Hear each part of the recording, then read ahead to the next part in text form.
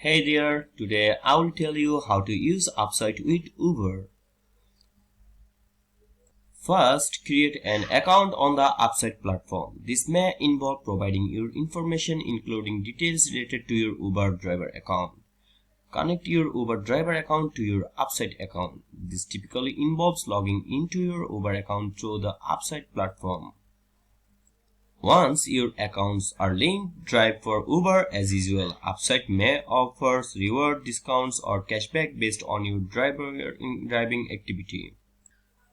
Check the Upside platform for any rewards or benefits you may have earned. Some platforms provide cashback, gift cards, or other perks that you can redeem through their system.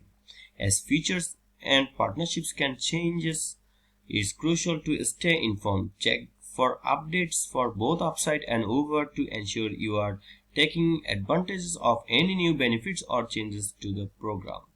If you found this video helpful, then don't forget to give a like.